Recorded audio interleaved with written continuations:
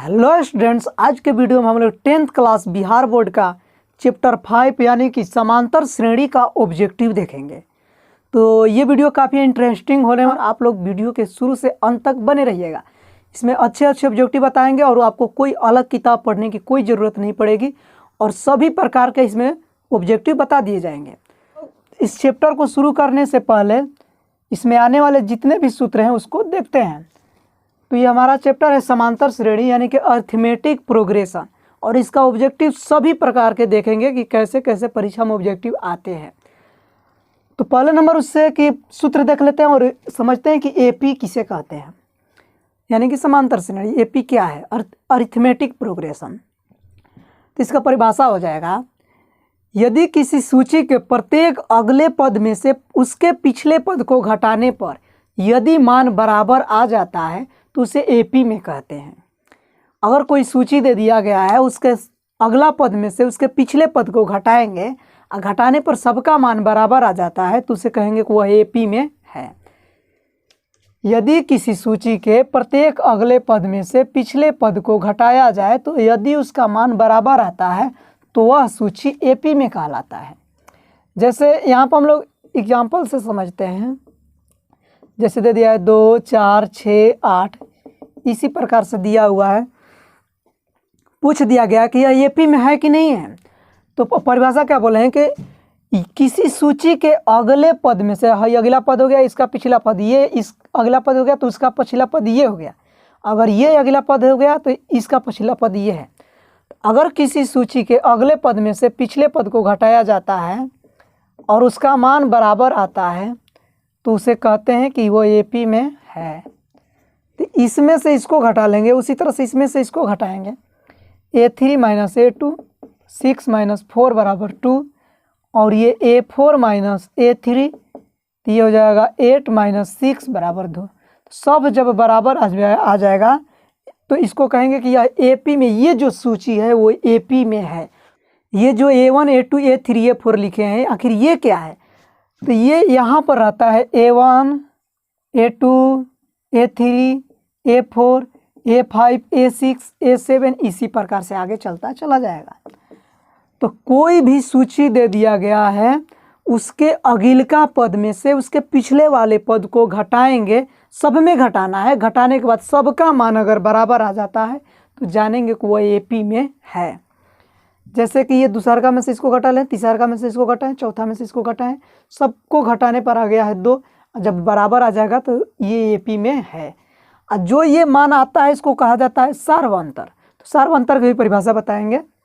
अब ध्यान रखना है कि इसको A1, A2, A3, A4, A5, A6, A7 ऐसे कहते हैं। इसको हिंदी में क्या कहेंगे? प्रथम पद, द्वितीय पद, तृतीय पद, चतुर्थ पद, पंचम पद, ऐसे, या पहला पद, दूसरा पद, तीसरा पद, चौथा पद, पांचवा पद, छठवां पद, सातवां पद, ऐसे कह सकते हैं। तो पहले नंबर ये एपी के परिभाषा के अनुसार किसी भी जो सूची दिया गया उसमें से दूसरा में से पहला को घटाएंगे, घटाने पर जो मान बराबर आ जाता है अगर, तो कहेंगे कि एपी में है। तो यहाँ पर सार्वंतर की परिभाषा देख लेते हैं। सार्वंतर, आखिर सार्वंतर या इसको पदांतर भी कहा जाता है। पदांतर, जिसको स्मॉल डी से सूचित किया जाता है, बड़ा डी से नहीं। तो इसका परिभाषा क्या हो जाएगा? तो किसी एपी के अगले पद में से उसके पिछले पद को घटाने पर जो मान आता है उसे कहते हैं सार्वंतर। किसी सूची नहीं बल्कि एपी के, किसी एपी के अगले पद में से पिछले पद को घटाने पर जो मान आएगा जो मान आता है उसे कहते हैं सार्वंतर। किसी सूची के अगले पद में से पिछले पद को घटाने पर जो मान आता है उसे कहते हैं सार्वंतर। तो इसके लिए सूत्र हो जाता है D = A2 - A1। अगिलका पद 2, उसका पिछला पद A1, यानी कि A2 - A1। तो D का सूत्र हो जाएगा A2 - A1, या D बराबर हो सकता था A3 - A2, A4 - A3। ये सभी सूत्र हो जाएगा, क्योंकि किसी भी अगला पद में से उसके पिछले पद को घटा देंगे तो ये हमारा सार्वंतर निकल जाएगा। लेकिन ध्यान रखना है कि ये एपी में होगा तबे सार्वंतर निकलेगा, एपी में नहीं रहेगा तो सार्वंतर नहीं निकलेगा। तो जैसे इसका अगर सार्वंतर पूछ देगा, यानी कि D = तो A2 minus A1, A2 minus A1, A2 का मान देख लेंगे 4 है, माइनस A1 का मान हो गया 2, तो इस 4 में से 2 घटाएंगे तो आ गया 2। तो ये जो हमारा मान आया है यहाँ पर 2, वही यहाँ पर निकला हुआ है। तो AP में होने के लिए सार व अंतर बराबर होना चाहिए, यानी कि यहाँ पर लिख सकते हैं कि चूंकि सार व अंतर बराबर है इसलिए यह AP में है। कहने का मतलब क्या है कि A2 में से A1 को घटाए हैं तब भी वे सार व अंतर निकला है, क्योंकि दूसरा पद में से पहला पद निकला है, तीसरा पद में से दूसरा पद को घटाए हैं, ये भी सार व अंतर है, चौथा पद में से तीसरा पद को घटाए ये भी सार व अंतर है। तो जब सार व अंतर बराबर आ जाएगा तो उसे कहेंगे कि AP में है। या ऐसे बोल सकते हैं कि किसी सूची का अगर सार व अंतर बराबर है तो वह AP में है, या वैसा सूची जिसके अगले पद में से उसके पिछले पद को घटाने पर मान बराबर आ जाता है तो उसे कहेंगे कि AP में है वह सूची। सार व अंतर किसे कहेंगे, तो जो अगला पद में से पिछला पद को घटा दिए वही सार व अंतर है। चलिए एक एग्जाम्पल और देखते हैं। जैसे दिया है 1, 4, 7, 10, इसी प्रकार से कुछ दे दिया है। तो इसको हमें बताना है कि ये AP में है कि नहीं है। अगर AP में है तो इसका क्या करना है कि सार व अंतर भी बताना है। तो पहले नंबर A1 देख लेते हैं। A1 हो गया, A2 हो गया, A3, A4। तो A2 में से 1 को घटाना होता है, दूसरा में से पहला को, 4 में से 1 को घटाएंगे बच गया 3। अब 3 में से 2 को घटाना होता है, 3 यानी कि 7 में से 4 को घटाएंगे बच गया 3।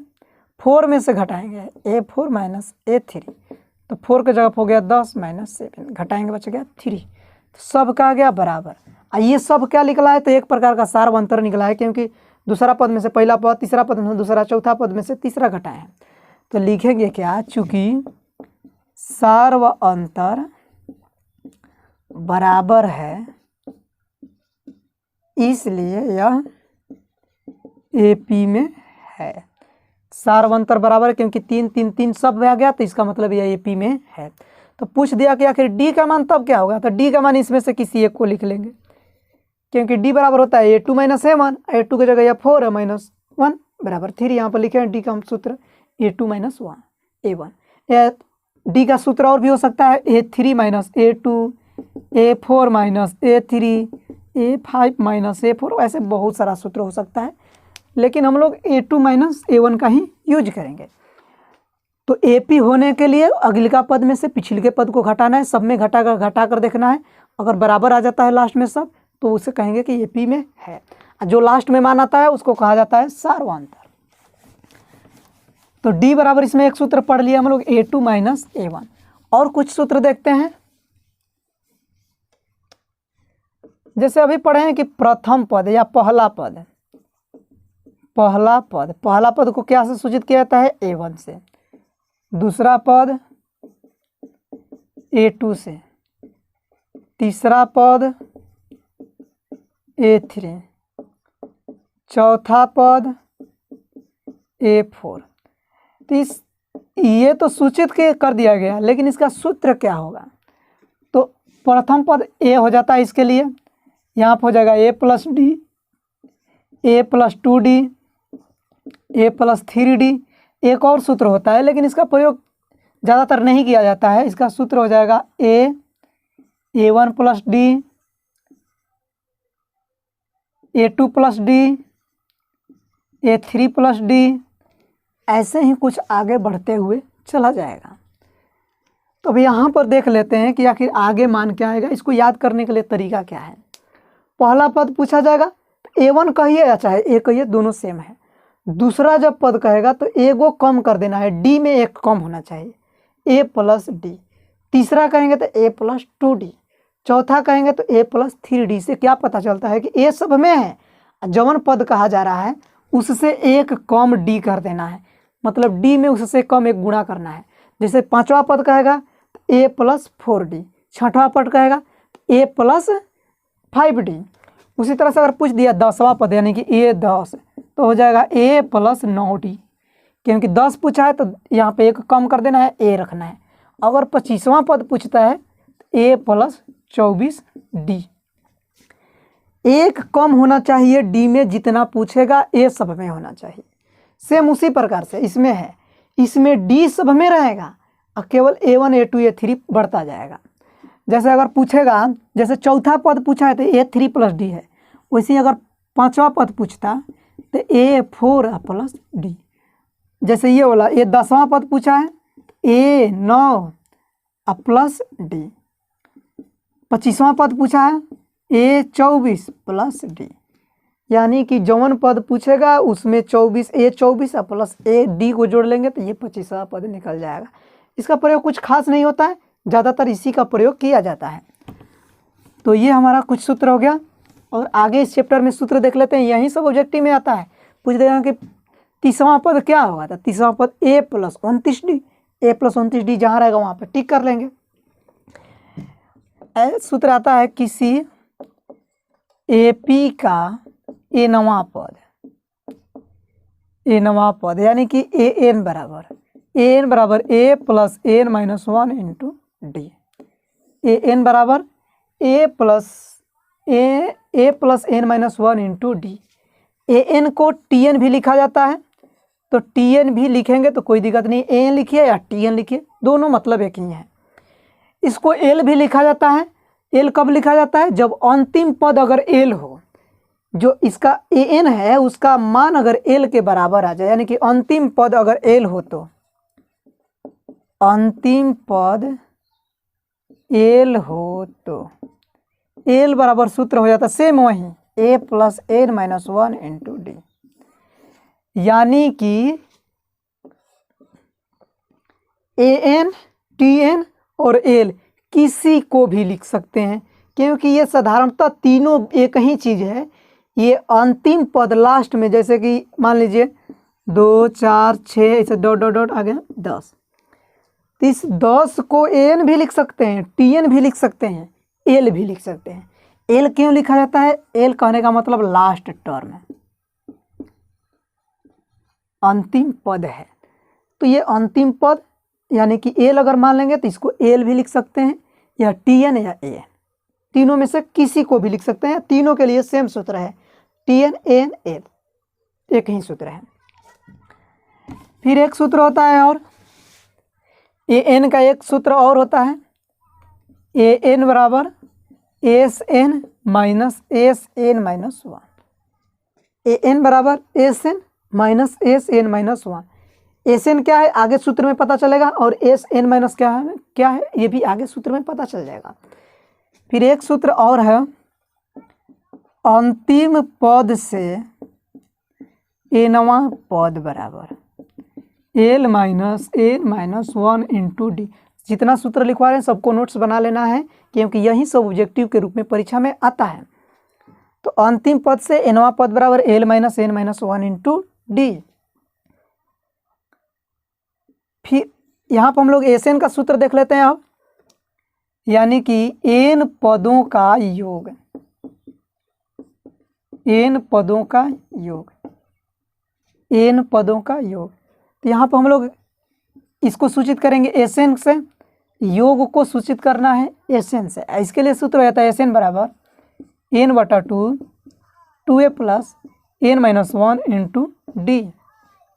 SN के लिए सूत्र हो जाएगा N/2 × 2A + N - 1 × D। ये एक हमारा सूत्र हो गया। इसी सूत्र को थोड़ा सा अगर विस्तार कर देंगे, N/2 इस 2A के बदले में A + A लिख सकते हैं। 2A है तो इसको A + A लिख लिए। अब यहाँ पर जो है उसको ऐसे ही उतार लेते हैं, ये हो गया N/2 A प्लस, इसके बदले में A + N - 1 × D, इसके बदले में या तो TN लिख सकते हैं, या N लिख सकते हैं, या L लिख सकते हैं। तो यहाँ पर हम L लिख लेते हैं। तो ये एक और सूत्र बन गया किसका, SN का। SN का ये दो हमारा सूत्र हो गया, वो यहाँ पे है और एक यहाँ पे है। तो SN बराबर N/2 × A + L एक और सूत्र हो गया, और यहाँ पे एक सूत्र बना हुआ है पहले से ही। फिर इसमें एक का ऑब्जेक्टिव इस प्रकार से आता है, A और B का समांतर माध्य। तो इसका हो जाएगा a प्लस बी बटा में 2, क्योंकि माध्य निकालने के लिए क्या किया जाता है, किसी भी पदों को जोड़ के जितना संख्या उतना से भागा दे देंगे। इसमें 2 को पद है तो दोनों को जोड़ के 2 से भागा दे देंगे। इस चैप्टर से संबंधित कुछ महत्वपूर्ण पॉइंट देख लेते हैं, जैसे कि एनवां पद को an से सूचित करेंगे या tn से सूचित करेंगे। उसी तरह से केवल पद दे देगा तो इसको an से सूचित करेंगे। अंतिम पद दे देगा इसको l से सूचित करेंगे या an से भी सूचित कर सकते हैं। उसी तरह से योग कहेगा n पदों का योग तो इसको Sn से सूचित करना है। सार्वंतर कहेगा, सार्वंतर या पदांतर, तो इसको d से सूचित करना है, स्मॉल d से। प्रथम पद कह देगा, प्रथम पद यानी कि a से सूचित करना है। तो यहाँ पे जो an बराबर एक सूत्र लिखे थे, इसका मतलब क्या है कि n पदों का योग माइनस n पद से एक कम पदों का योग। कहने का मतलब क्या है कि अगर a5 निकालना है तो ये क्या हो जाएगा, s5 माइनस s5 माइनस 1, यानी कि a5 बराबर s5 माइनस s4, 5 में से को कम कर देंगे तो अगर a5 निकालना है तो a5 में से a4 को घटा देंगे, s5 में से s4 को घटा देंगे तो a5 निकल जाएगा, यानी कि 5वां पद निकल जाएगा। 5 पदों के योग में से 4 पदों के योग को घटा देंगे तो ये हमारा आ जाएगा 5वां पद। तो यहाँ पर ऐसे कुछ कर सकते हैं, अगर a10 है तो यहाँ पर s10 माइनस s9, अगर ऐसे कर लेंगे तो a10 का मान निकल जाएगा। इस चैप्टर में आने वाले कुछ महत्वपूर्ण ऑब्जेक्टिव को देखते हैं। जो लिखे हैं जरूरी नहीं कि परीक्षा में वही आएगा, लेकिन इससे रिलेटेड क्वेश्चन परीक्षा में आएगा। तो चलिए पहला हम लोग देखते हैं ऑब्जेक्टिव। दिया गया है -10 -6 -2, 2 का सार्व अंतर ज्ञात कीजिए।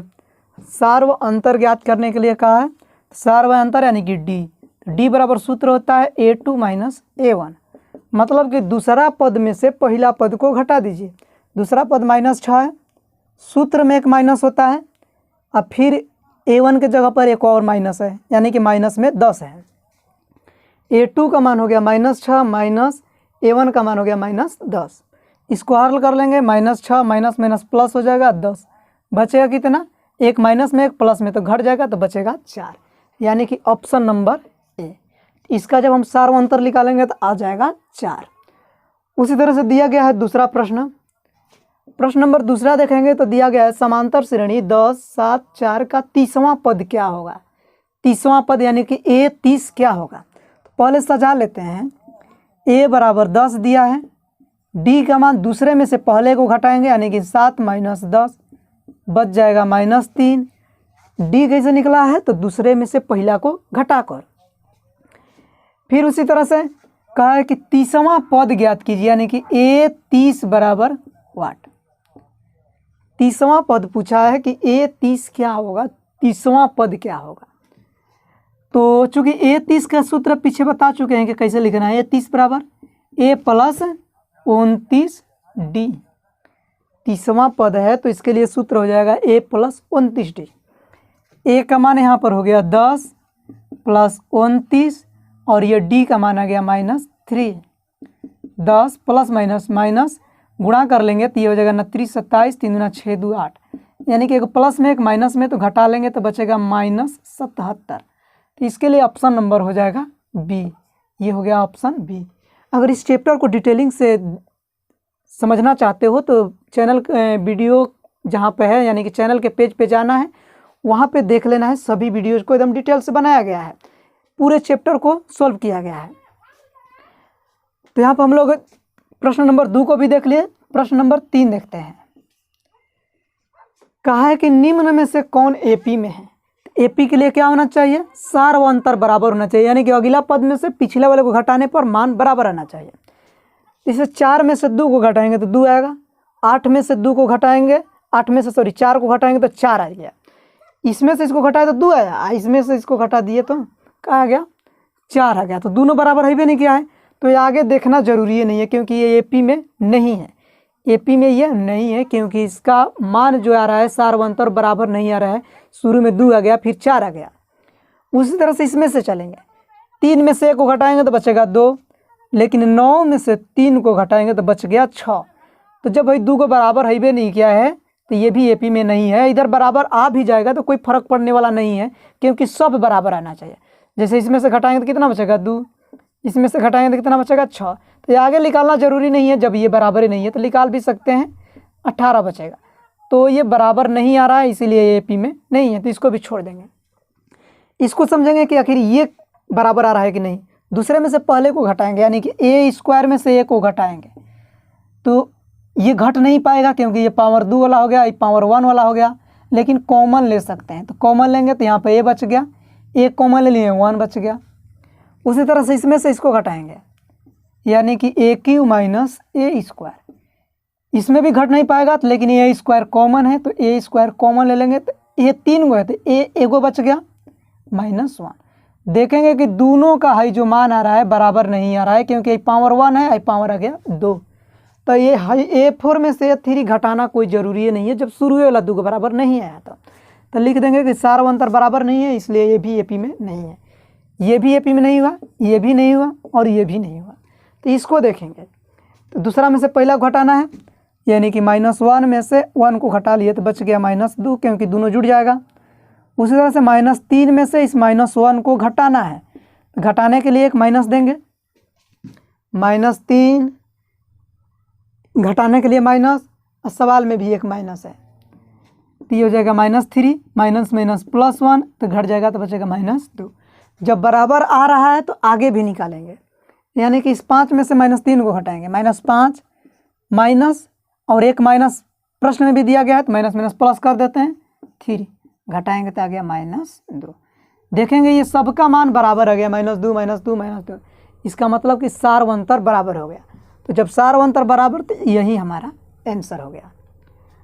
क्वेश्चन नंबर 4 देखते हैं। दिया गया है यदि एपी में a बराबर 7, d बराबर 3, n बराबर 8 तो n का मान क्या होगा। एकदम सिंपल सा क्वेश्चन है। n बराबर सूत्र लगा लेंगे तो a + n - 1 × d। a का मान देखेंगे 7 दिया हुआ है, प्लस n का मान 8 है -1, और d का मान 3 दे दिया गया है। सबके जगह पर यहाँ पर मान दे दिया गया है a, d, n, सबका मान केवल पुट कर दिए हैं। अब ये हो गया 8 में से गया 7, कोष्टक मतलब गुणा होता है 3, 7 + 7 21, जोड़ लेंगे तो आ जाएगा 28। तो इसमें हमारा ऑप्शन नंबर हो जाएगा सी। इस चैप्टर से संबंधित कुछ और एग्जाम्पल को देखते हैं। तो चलिए एग्जाम्पल नंबर 6 को देखते हैं।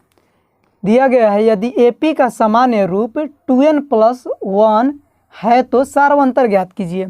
क्वेश्चन नंबर 6 को देखेंगे तो दिया गया है एपी का सामान्य रूप, यानी कि एपी का nवां पद जो है an वो 2n + 1 के जैसा है। एपी का सामान्य रूप जो है 2n + 1 के रूप का है, तो इसका बोला है सार्वंतर ज्ञात कीजिए। तो पहले नंबर एपी ज्ञात कर लेंगे। एपी कैसे ज्ञात करेंगे, जहाँ जहाँ n है वहाँ पर सबसे पहले 1 रखा जाता है, प्राकृत संख्या 1 रखेंगे तो ये हो जाएगा 2 × 1 + 1, तो ये हो जाएगा 2 एकम 2 + 1 यानी कि 3। फिर अगला बार 2 रखा जाता है, यानी कि प्रथम पद के लिए 1, दूसरा पद के लिए 2, तीसरा पद के लिए 3, चौथा पद के लिए 4, ऐसे ही रखते जाते हैं। 2 रखेंगे तो ये हो जाएगा 2 × 2 + 1, 2 दूना के 4 आएगा, वही जोड़ लेंगे तो 5। ये 3 रख लेंगे, यानी कि 2 n के जगह यहाँ पर 3 + 1, तो 3 दूना के 6, 6 1 7। इसी तरह से ये 4 या 5 निकाल सकते हैं। तो प्रथम पद, पहला पद, दूसरा पद, तीसरा पद, चौथा पद ऐसे रख लिया जाता है। n के जगह पे 1 2 3 बैठा लेंगे तो आ जाएगा। तो पूछा है सार्वंतर यानी कि d, तो d क्या होगा, दूसरा में से पहला को घटा लेंगे तो 5 है -3, घटाएंगे तो बच जाएगा 2। आंसर हो गया, यानी कि ऑप्शन नंबर बी। सार्वंतर कहने का मतलब अगले पद में से पिछले पद को घटा लेंगे, वैसे ही 7 में से भी 5 को घटाते तब भी आता है 2 ही। क्वेश्चन नंबर 7 को देखेंगे, काफ़ी अच्छा क्वेश्चन है। दिया गया है यदि किसी समकोण त्रिभुज के कोण एपी में है तो उनके कोण क्या होंगे। किसी समकोण त्रिभुज, ध्यान देना है त्रिभुज का है तो इसका मतलब जोड़ने पर उसका योग कितना होना चाहिए, 180 डिग्री। त्रिभुज का दिया है, मतलब त्रिभुज के तीनों कोणों का योग होना चाहिए 180 डिग्री। फिर कहा है समकोण, समकोण का दिया, इसका मतलब एगो जरूर 90 होना चाहिए, यानी कि तीनों जोड़ने पर 180 भी हो जाए और उसमें एक जरूर 90 होना चाहिए। तो देखेंगे तो डी पहले देखते हैं ऑप्शन। तो डी में एक 90 नहीं है, तो ये तो पहले ही छट जाएगा, क्योंकि 90 उसमें एक होना चाहिए, क्योंकि समकोण बोल दिया है, तो 90 नहीं है, ये तो ख़त्म हो गया। फिर और देखते हैं, चलिए मान लीजिए इसको देखते हैं, तो इसको जोड़ने पर अगर देखेंगे तो ये 180 आ जाएगा, 40 50 जोड़ेंगे तो 90, 90 90 180, 180 तो आ जाएगा। एक समकोण भी आ गया, एक 90 भी आ गया, जोड़ने पे 180 भी आ गया। लेकिन ये एपी में है कि नहीं है, क्योंकि ये एपी में भी होना चाहिए। देखिए 40 50 90, 50 में से 40 को घटाएंगे तो कितना बचेगा 10, और 90 में से 50 को घटाएंगे तो बच गया 40। तो 10 या 40 दोनों बराबर तो नहीं है, इसीलिए ये एपी में नहीं है, मतलब ये भी छट गया। अब इस सी को देखते हैं, 45 90 45 जोड़ेंगे इसको भी तो 45 45 90 90 90 180, ये भी 180 आ जाएगा, इसमें भी एक 90 है, लेकिन ये एपी में नहीं है। क्यों? क्योंकि अगर इसमें से 90 में से 45 को घटाते हैं तो कितना बचेगा 45 बचेगा। इस 45 में से इस 90 को घटाएंगे तो -45 बच गया। जैसे 90 में से 45 को घटाएंगे, 90 - 45 तो 45 बच गया, लेकिन 45 में से यानी कि तीसरे में से दूसरे को घटाएंगे -45 बच गया। ये तो कोई बराबर नहीं है, तो कोई कह ही नहीं सकता है कि बराबर है, इसका मतलब ये भी एपी में नहीं है, ये भी छट गया। ऑप्शन नंबर बी बचा। तो बी को देखेंगे तो जोड़ने पर पहले देख लेते हैं, 60 30 90 90 90 180 सही है। फिर इसमें एक 90 है, 90 आना चाहिए था, ये भी ठीक है। अब देख लेंगे कि एपी में है कि नहीं है, तो 60 में से 30 को घटाएंगे तो बच गया 30, और 90 में से 60 को घटाएंगे, ये भी आ गया 30, जो कि दोनों आपस में बराबर है। मतलब इसमें से इसको घटाएंगे तब भी बराबर, इसमें से इसको घटाएंगे तब भी बराबर। जब बराबर आ गया इसका मतलब यही हमारा सही है, क्योंकि ये एपी में भी है और समकोण भी है, और जोड़ने पर सबको 180 डिग्री भी है, तो यही हमारा आंसर हो गया। ऐसे यहाँ पर देखते तो ये हमारा एपी में आ जाता, 60 में से 40 को घटाते तो 20, 80 में से 60 को घटाते 20, जोड़ने पर कितना आ जाता है 180 भी जोड़ने पर आता है, लेकिन ये एपी में नहीं, सॉरी इसमें 90 डिग्री नहीं है, मतलब कि समकोण नहीं है। तो ये हमारा आंसर हो गया ऑप्शन नंबर बी। 8वां क्वेश्चन देखते हैं। इसमें पूछा है कि कितने पद हैं, कुछ एपी दे दिया गया है और पूछा है कितने पद हैं। तो प्रथम पद पहले निकाल लेते हैं, ए पहला को ए कहा जाता है, यानी कि प्रथम पद ए बराबर हो गया 7। डी निकालेंगे तो डी कैसे निकलता है, तो दूसरा में से पहला को घटा लेंगे, यानी कि 13 - 7 तो घट के बचेगा 6। डी निकल गया। जो अंतिम में बचा हुआ है उसको या तो एन कहेंगे, एन कहेंगे, या एल कहेंगे, या टीएन कहेंगे। तो इसको या तो एन कहेंगे, या टीएन या एल कहेंगे। तो हम यहाँ पर एल लिख लेते हैं, क्योंकि लास्ट में बचा हुआ है, तो लास्ट टर्म मानकर एल मान लेते हैं, और ये हो जाएगा 205। चूँकि एल बराबर आ गया कितना 205। इसमें पूछा क्या है कि कितने पद हैं, यानी कि एन का मान पूछ दिया, एन बराबर 8, ए बराबर 7 दे दिया है, डी बराबर निकाल लिए हैं, एल का मान 205 दे दिया है, एल के जगह पर ए एन या टी एन भी लिख सकते थे। पूछा है कितने पद, यानी कि एन का मान, जो कि पीछे बता चुके हैं कि पद को एन से सूचित करना है। तो एल का सूत्र लगाएंगे, ए + n - 1 × डी, ए एन वाला ही सूत्र है 205। ए का मान हो गया 7, n - 1, डी का मान यहाँ से बैठा लेंगे, डी का मान है 6 बराबर 205। ये हो गया n - 1 × 6 बराबर 205, प्लस उधर जाएगा तो माइनस में। यहाँ पर हम लोग n - 1 का मान निकालते हैं, तो ये जो 6 है उधर जाएगा तो भागा में चला जाएगा, क्योंकि गुणा में है। तो इसमें से घटा लेते हैं, तो 15 में से 7 गया, हासिल मांग लिया है, तो बच गया 8, यानी कि 198। और ये जो 6 इधर है तो इधर गया है भागा में, 6 से घटाएंगे 36 18 बच गया 1, ये भी 18 बन गया, ये हो जाएगा 36 18। ये माइनस से उधर जाएगा तो प्लस बन जाएगा 33 और +1, यानी कि 34 पद। तो उस एपी में कितने पद हैं 34। तो इसके लिए ऑप्शन हमारा हो जाएगा ए, 8वां का ऑप्शन हो गया ए। अब 9 प्रश्न देखते हैं, प्रश्न नंबर 9।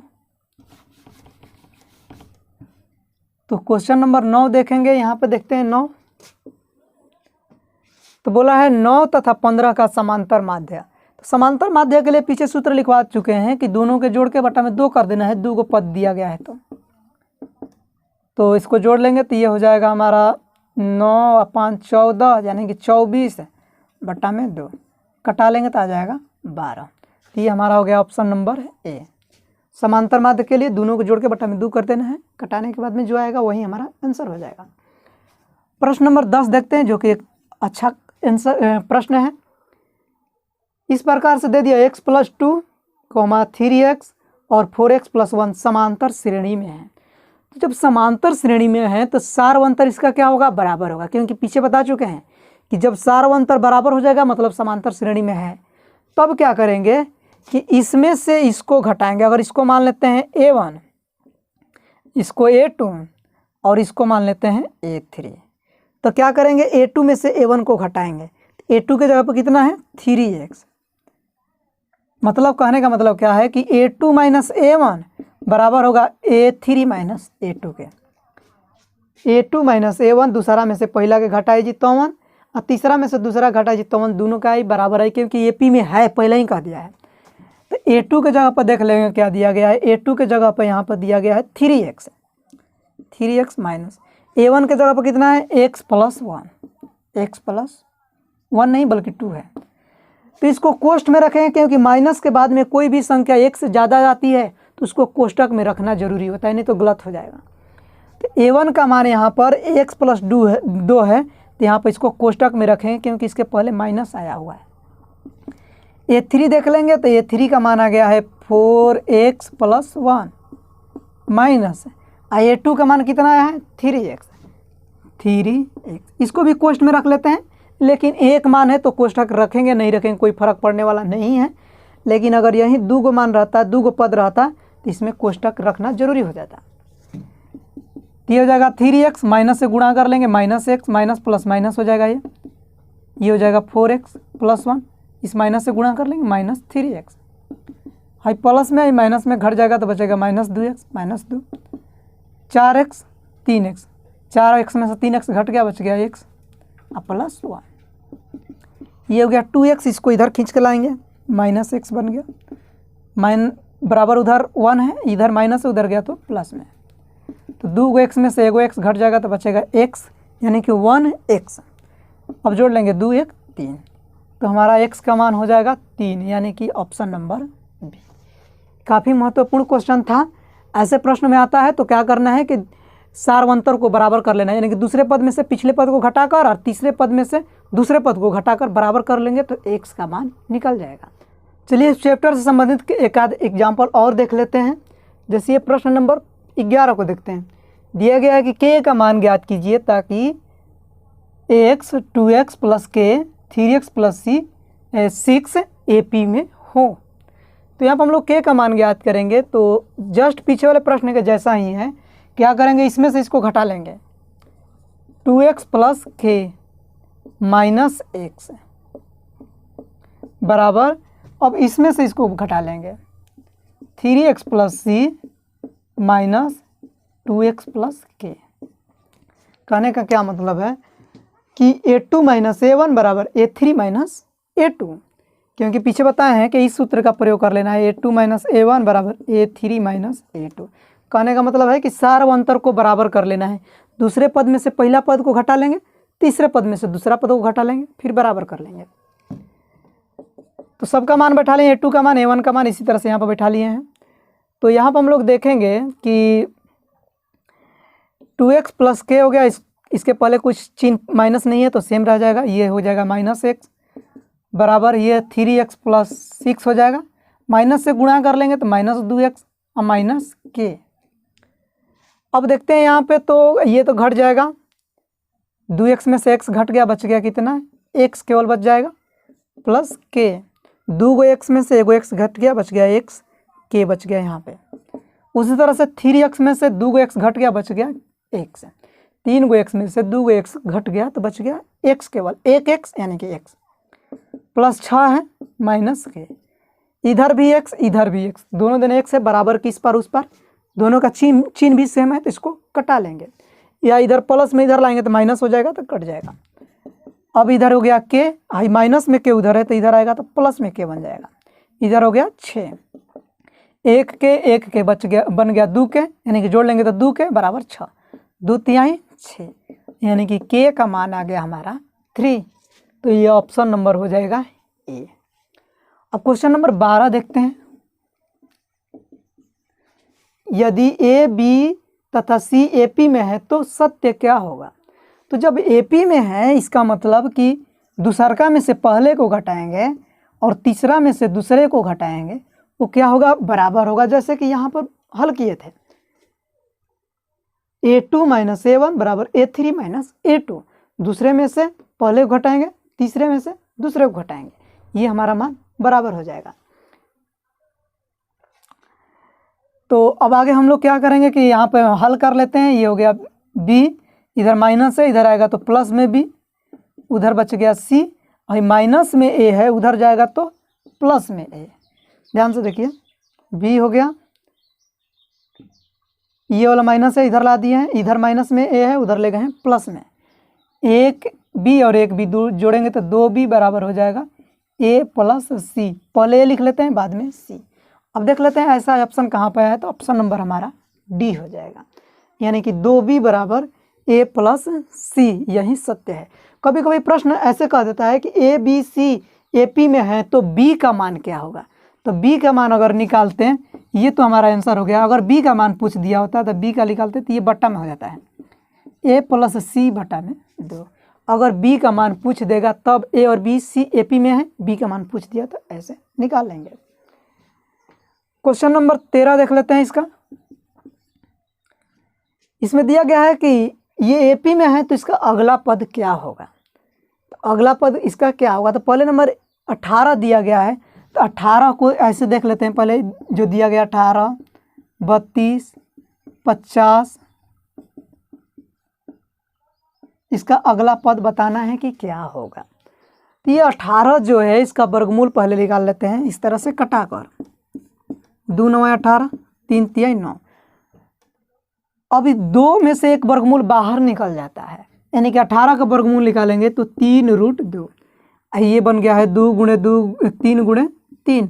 वर्गमूल में क्या होता है, कैसे वर्गमूल जब निकालेंगे तो 2 में से को बाहर निकल जाता है और अंदर में बच जाएगा √2, क्योंकि उसका जोड़ा नहीं लगा है।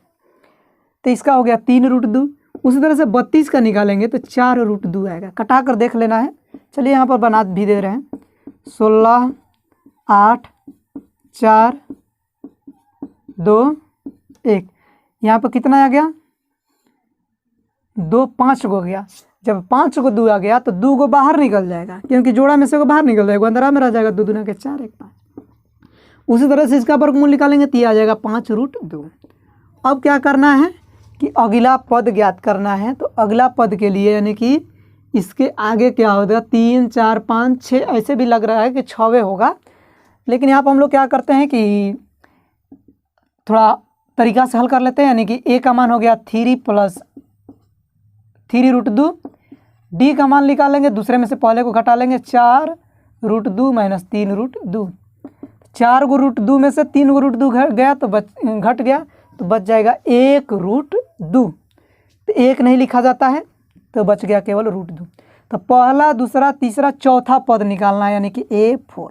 ऐसे 6√2 आएगा और उसका मान ऐसे निकाल सकते हैं, 72 आ जाएगा आंसर। लेकिन हम तरीका से जब सूत्र से हल करेंगे तो A4 के लिए हो जाएगा A प्लस 3D। A का मान यहाँ पर लिख लिए हैं 3√2 प्लस 3 और D के जगह पर कितना आ गया, यहाँ पर √2 आ गया है। D के जगह पर कितना आ गया है, √2। तो 3 को √2 और फिर 3 को √2 तो हो जाएगा 6√2। यही आंसर हो गया। या जब इसके जैसा लिखना होगा तब क्या करेंगे, इसको रूट के अंदर ले जाएंगे। तो 6 जब वर्गमूल के बाहर है, जब अंदर होगा तब कितना होगा, 36 होगा, क्योंकि 36 होगा तभी ना वर्गमूल बाहर निकला है तो 6 बना है। इसका मतलब वर्गमूल के अंदर होगा तो 36 होगा। अब फिर अंदरवा में वो 2 हईबे किया है, 36 दूना के 72, इसका आंसर 72 हो जाएगा। इसमें ऑप्शन नहीं लिखे हैं, अगर ऑप्शन होता तो 72 पे टिक कर लेते हैं। ये वीडियो यहीं पर समाप्त होता है। वीडियो को आप लोग पूरा देखिए तथा अपने दोस्तों को भी शेयर कीजिए। फिर मिलेंगे अगले वीडियो में, तब तक के लिए जय हिंद।